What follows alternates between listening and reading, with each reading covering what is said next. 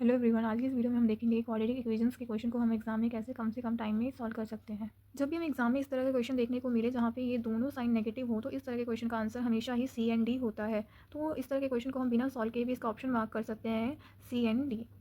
जब भी एग्जाम में इस तरह के इक्वेशन आए तो सबसे पहले हमें क्या करना होता है, इन इक्वेशन को रीअरेंज करके इनकी स्टैंडर्ड फॉर्म में लिखना होता है। तो सबसे पहले हम इस इक्वेशन को जब रीअरेंज करेंगे तो ये क्या होगा कि एक्स यहाँ पे डिवाइड का है तो उधर जाके मल्टीप्लाई हो जाएगा। तो ये क्या बनेगा 45 equals to minus x square plus 14x। उसके बाद हम क्या करेंगे कि सारी टर्म्स को एक साइड ले जाएंगे तो ये माइनस एक्स स्क्वायर है उधर जाके क्या हो जाएगा एक्स स्क्वायर और ये प्लस 14x माइनस 14x बन जाएगा और 45 तो एज इट इज़ आ जाएगा। तो ये होगी हमारी फर्स्ट इक्वेशन। सेकंड इक्वेशन को जब हम रीअरेंज करेंगे तो ये क्या बन जाएगी y square minus 21y plus 90 equals to 0। तो इस तरह से हमारी दोनों इक्वेशन स्टैंडर्ड फॉर्म में कन्वर्ट होगी। उसके बाद हम क्या करेंगे, जो भी यहाँ पे साइन होगा उसका हम ऑपोजिट यहाँ पे लिख देंगे। और जब भी यहाँ पे नेगेटिव साइन होगा तो पीछे वाला साइन चेंज नहीं होता है, एज इट इज़ हम लिख लेते हैं। और जब भी यहाँ पे पॉजिटिव साइन हो तो पीछे वाला साइन को हम चेंज करके लिखते हैं। तो यहाँ पे क्योंकि नेगेटिव है तो ये साइन चेंज नहीं होगा, एज इट इज़ यहाँ पे आ जाएगा। और सिमिलरली यहाँ पे भी नेगेटिव है तो ये भी साइन चेंज नहीं होगा, एज इट इज़ आ जाएगा। इससे हमें ये तो पता चल गया कि एक्स की भी दोनों वैल्यूज़ पॉजिटिव है और वाई की भी दोनों वैल्यूज़ पॉजिटिव है। उसके बाद 14 को हमें इस तरह से दो नंबर्स में ब्रेक करके लिखना है कि उन्हें मल्टीप्लाई करके 45 बने। सिमिलरली यहाँ पे भी हमें 21 को दो नंबर्स में ब्रेक करना है ताकि उन्हें मल्टीप्लाई करने पर 90 बने। तो यहाँ पे कौन से दो नंबर आ सकते हैं, 9 और 5, क्योंकि 9 को 5 से मल्टीप्लाई करेंगे तो 45 बनेगा और 9 को 5 में ऐड करेंगे तो 14 बनेगा। यहाँ पे क्या आ जाएगा 9 और यहाँ पे क्या आ जाएगा 5। हमेशा ही बड़े वाले नंबर को आगे लिखना है और छोटे वाले नंबर को पीछे। सिमिलरली यहाँ पे भी 21 को हम कैसे ब्रेक कर सकते हैं 15 और 6 में, क्योंकि 15 6 का 90 होता है और 15 + 6 21 होता है। तो यहाँ पे क्या आ जाएगा 15 और यहाँ पे क्या आ जाएगा 6। और हमें क्या करना है, एक्स और वाई की इन वैल्यूज़ को कंपेयर करना है। जब 5 है 5 तो वाई की दोनों वैल्यूज से छोटा है, बट जो ये 9 है 9 15 से तो छोटा है, 6 से क्या है बड़ा है। तो हम कोई भी रिलेशन इस्टेब्लिश नहीं कर पा रहे एक्स और वाई के बीच में। तो इसका भी आंसर क्या आ जाएगा डी एंड डी, यानी कि एक्स और वाई के बीच में कोई भी रिलेशन इस्टेब्लिश नहीं हो पाएगा।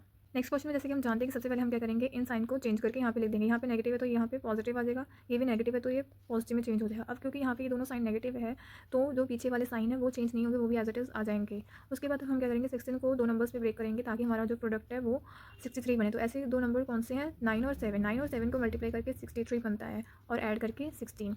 सिमिलरली हम यहाँ पे भी 34 को दो नंबर्स में ब्रेक करेंगे ताकि जो हमारा प्रोडक्ट है वो कितना बने 72 × 4 यानी कि 288 बने। तो ऐसे कौन से दो नंबर्स हैं जिनको मल्टीप्लाई करके 288 आएगा और ऐड करके 34, तो वो है 18 एंड 16। तो यहाँ पे हमारी वैल्यूज़ क्या आ जाएगी 18 एंड 16। उसके बाद सबसे इंपॉर्टेंट स्टेप कि हमेशा ही जो यहाँ पे वाई स्क्वायर का कोफिशिएंट होगा उससे वाई की वैल्यूज़ को डिवाइड भी करना है, तभी हमारा एक्यूरेट आंसर आएगा। यहाँ पे 18 को 4 से डिवाइड करेंगे तो हमारा कितना आ जाएगा 4.5 और यहाँ पे कितना आ जाएगा 4। तो इससे हमें क्या पता चलता है कि जो हमारी वाई की दोनों वैल्यूज़ हैं वो एक्स से क्या है छोटी है। तो हमारा आंसर क्या आ जाएगा x is strictly greater than y. अब जैसे कि नेक्स्ट क्वेश्चन है, यहाँ पे हम सबसे पहले क्या करेंगे, इन साइन को चेंज करेंगे। यहाँ पे नेगेटिव है तो यहाँ प्लस का साइन आ जाएगा और यहाँ पे प्लस का है तो ये माइनस में चेंज हो जाएगा। अब क्योंकि आगे वाला साइन नेगेटिव है तो पीछे वाला साइन चेंज नहीं होगा, वो भी एज इट इज़ आ जाएगा। पर यहाँ पे पॉजिटिव साइन है तो इसलिए पीछे वाला साइन भी चेंज हो जाएगा। तो यहाँ पे क्या आ जाएगा नेगेटिव साइन आ जाएगा।